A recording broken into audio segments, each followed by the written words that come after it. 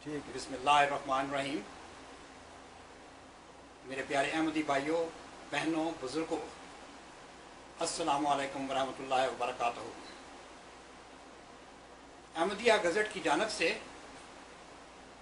एक नया तरतीबवार प्रोग्राम शुरू किया जा रहा है। इसके लिए हमने एक अलहदा चैनल यूट्यूब पर बनाया है।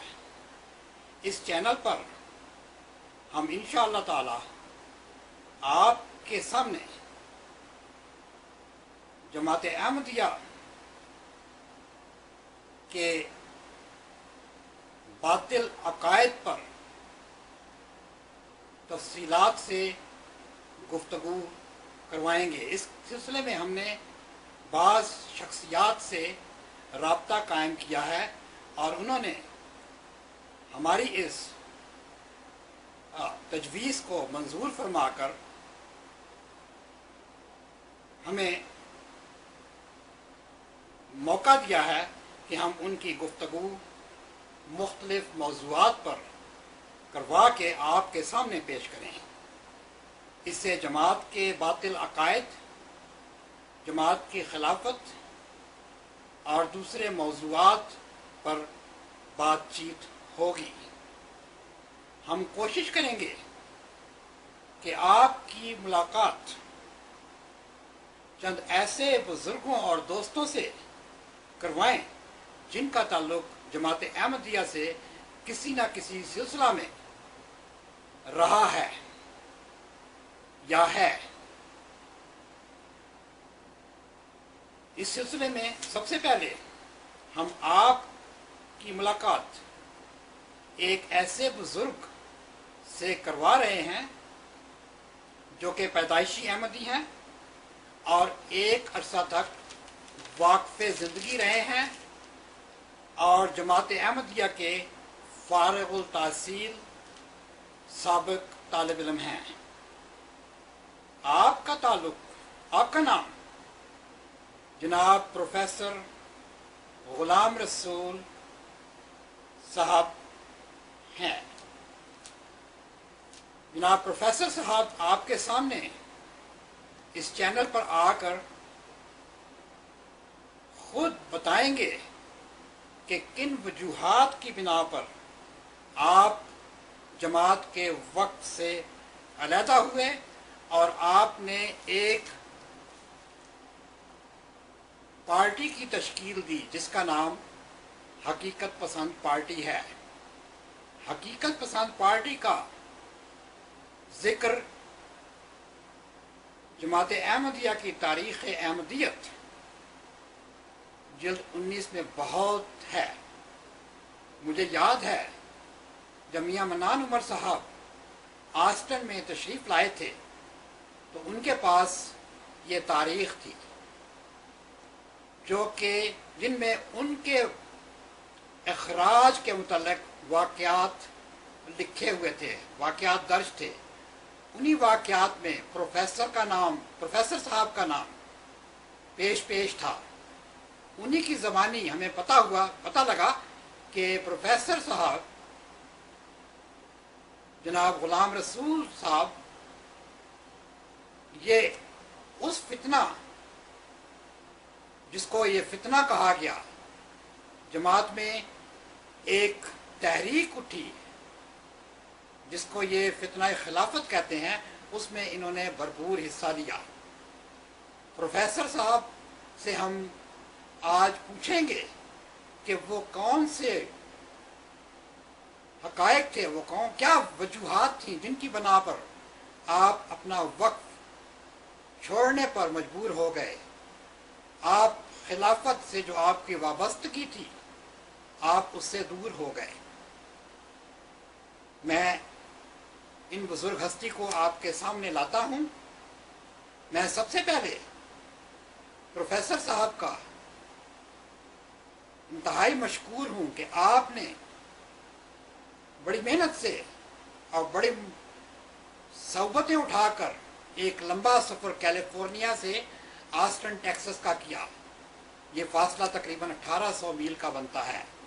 आप इस उम्र में बड़ी हिम्मत के साथ ہمارے پاس تشریف لائے، ہماری دعوت کو قبول کیا. ہم احمدیہ گزٹ کی طرف سے ان کے بہت مشکور ہیں.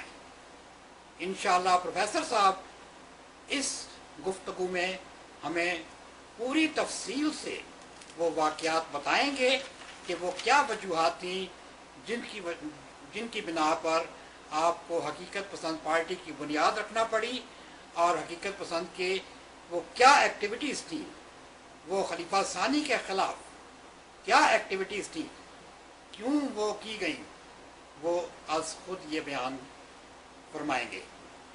میں مائک پروفیسر صاحب کی خدمت میں پیش کرتا ہوں. پروفیسر صاحب. بسم اللہ الرحمن الرحیم. سب سے پہلے میں احمدیہ گزٹ کے ممبران کا شکریہ ادا کرتا ہوں کہ انہوں نے مجھے اس فورم پر گفتگو کرنے کے لیے بلایا، اور میں اس اپنے بڑھاپے میں اور عمر رسیدگی کے باوجود ان کی دعوت کو قبول کیا، اور میں نے یہ اپنے لیے سعادت سمجھی کہ میں جماعت احمدیہ کے لوگوں کے سامنے وہ حقائق بیان کروں جس کی بنا پر 1956 میں ایک فتنہ قائم ہوا، فتنہ کا برپا کیا گیا، جس کی بنا پر ایک خلیفہ صاحب نے ساری جماعت سے اثر نو بیعت لی تھی. اس فتنے کی اہمیت اس سے اندازہ کر لیجئے کہ خلیفہ صاحب نے ساری دنیا کے احمدیوں سے یہ کہا کہ وہ اثر نو بیعت کریں. اتنی سنگینی کیوں آئی، اور وہ کیا وجوہات تھی جس کی بنا پر یہ بات ہوئی تھی. تو میں ان گزٹ کا احمدیہ کا شکریہ پھر ادا کرتا ہوں اور اپنے خیالات کا اظہار کرتا ہوں.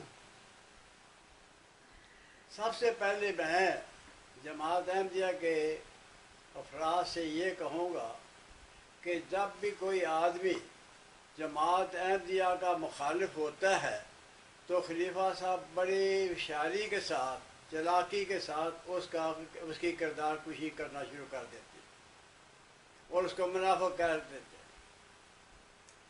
جماعت احمدیہ کو معلوم افراد کو جو پرانے آدمی ہیں ان کو معلوم ہوگا کہ مجھے عبداللہ بن ابی سلول کا لقب دیا گیا تھا خلیفہ کی طرف سے. یہ عبداللہ بن ابی سلول وہ شخص ہے جس نے رسول کریم صلی اللہ علیہ وسلم کے دور میں منافقت کا آغاز کیا تھا اور رئیس المنافقین تھا. مجھے بھی رئیس المنافقین قرار دیا گیا.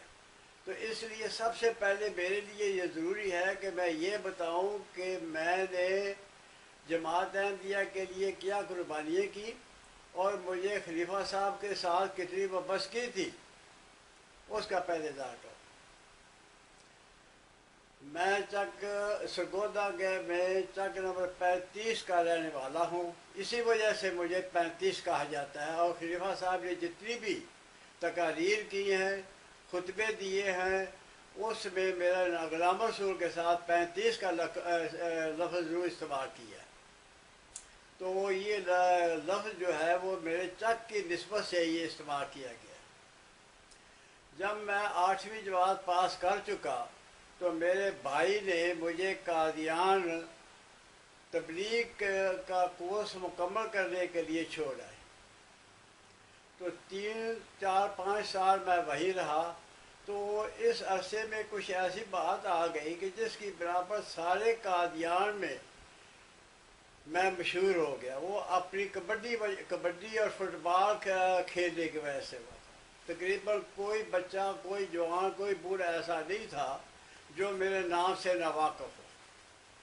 بہرحال اس کے ساتھ ساتھ میں یہ بھی عرض کر دوں کہ اگر میں کھلاڑی تھا تو اس کے جو مدرسہ احمدیہ میں ان طالب علموں میں بھی شمار ہوتا تھا جو ذہین اور لائق ہوتے تھے.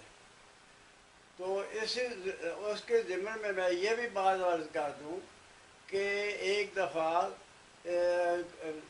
مضمون نویسی کا مقابلہ ہوا